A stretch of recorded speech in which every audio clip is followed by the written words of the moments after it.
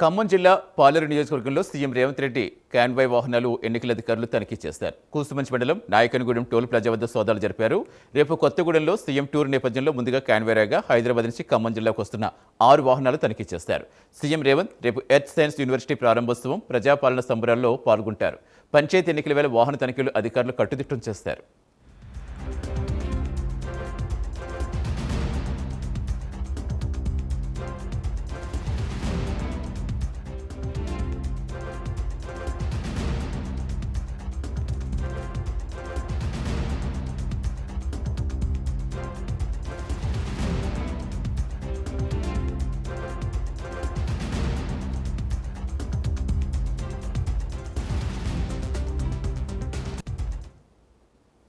పూర్తి వివరాలు ఇచ్చేందుకు మా కరెస్పాండెంట్ రజనీకాంత్ జనతన్. రజనీకాంత్, రేపు ఖమ్మంలో సీఎం పర్యటనకు సంబంధించి ఏర్పాట్లు ఎలా ఉన్నాయి? ఇప్పటికే కాన్వాయ్ వస్తే కాన్వాయ్ని ఆల్రెడీ అధికారులు తనిఖీలు చేస్తారని చెప్తున్నారు. ఇంకేం చెప్తున్నారు అధికారులు?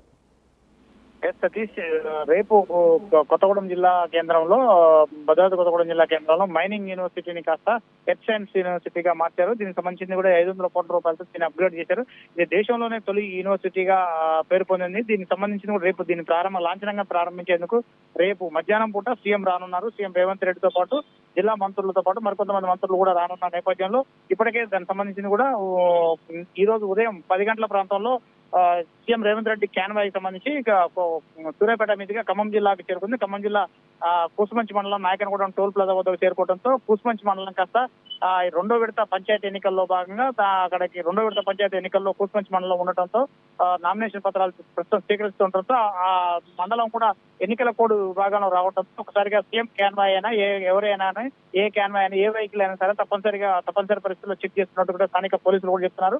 సీఎం కాన్వాయ్ సంబంధించిన వాహనాలను కూడా పూర్తిగా తనిఖీ చేసిన పరిస్థితి కూడా క్షుణ్ణంగా, అంటే ప్రతి ఈ వాహనంలో ఉన్న దాదాపు కాన్వాయ్లో ఉన్న 6 వాహనాల్లోనే 6 వాహనాల్లో కూడా ప్రతి వాహనంలో ఉన్న వెనక భాగంలో ఉన్న పోలీసు సంబంధించిన చెకింగ్ సంబంధించిన వాహనాలన్నింటిని కూడా పూర్తిగా ఎన్నికల సంఘం అధికారులు పూర్తిగా తనిఖీ చేసి దాంట్లో ఉన్న చిన్న పేపర్స్, కానిస్టేబుల్ సంబంధించిన పేపర్లు అవన్నీ కూడా నిశ్చితంగా కూడా పరిశీలించిన తర్వాత అక్కడి నుంచి కాన్వాయ్ని వదిలేసిన పరిస్థితి పడితే రేపు ఉదయం రేపు మధ్యాహ్నం కొత్తగూడెంలో ఎర్త్ సైన్స్ యూనివర్సిటీ ప్రారంభించడానికి సీఎం రానున్నారు. ఆ నేపథ్యంలో ముందస్తుగా కాన్వాయ్ కూడా ఈ రోజు కొత్తగూడెంకి బయలుదేరిన పరిస్థితి నెలకొంది. సతీష్.